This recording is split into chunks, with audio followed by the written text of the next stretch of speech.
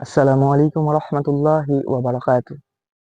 সেই মহান আল্লাহ পাক রব্বুল আলামিনের দরবারে লক্ষ কোটি গুণ শুকরিয়া যে 2026 সালের ফজর নামাজটা আমাদের দুই ভাইকে পড়ার তৌফিক দান করেছেন, এজন্য আলহামদুলিল্লাহ।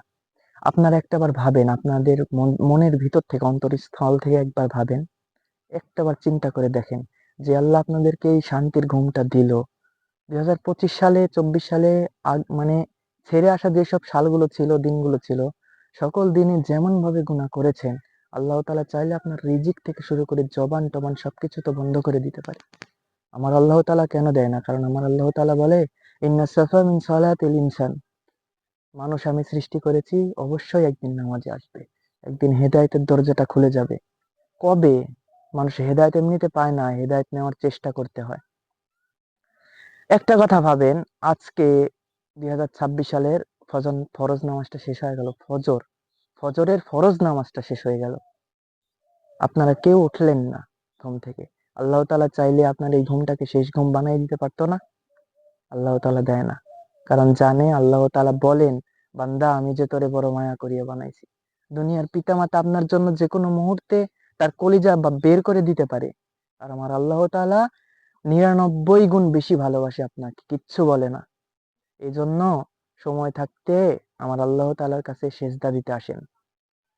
যুবক ভাই আমার, কথাগুলো একটাবার ভালোভাবে ভালোভাবে মনোযোগ দিয়ে মনের মধ্যে একটাবার গেঁথে নেন। দেখেন, একদিন এই 2026 সালে একদিন মনে করেন নামাজে আসেন, একটা দিন সময় করে ভালোভাবে বুঝে শুনে আমল করেন। পরের দিন থেকে ইনশাআল্লাহ মনে শান্তি পাবেন। আল্লাহ তাআলা আপনাদেরকে যে কোনো মুহূর্তে শারীরিক প্রতিবন্ধী বানিয়ে দিতে পারে না?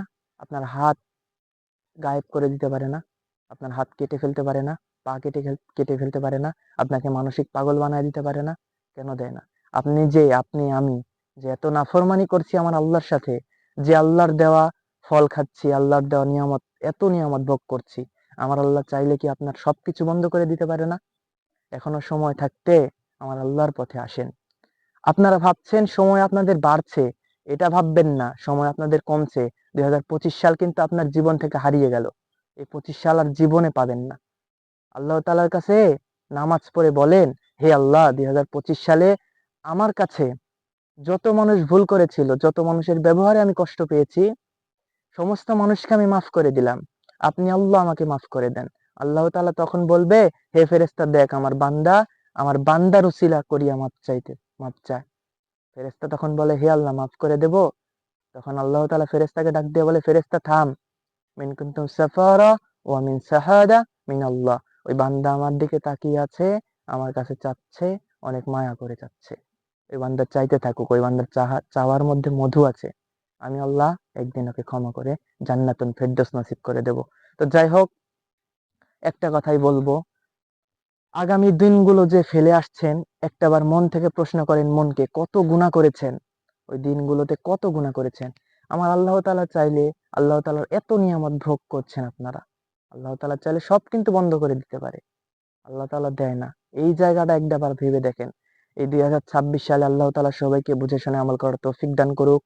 আল্লাহ তাআলা সবার মনের নেক বাসনাকে পূরণ করুক, এবং আমি সহ পৃথিবীর সমস্ত যুবক যুবতী, নর নারীকে দিনের পথে আসার তৌফিক দান করুক। আমিন। এই বলে আমি আমার সংক্ষিপ্ত বক্তব্য শেষ করছি। আসসালামু আলাইকুম ওয়া রাহমাতুল্লাহি ওয়া বারাকাতুহু।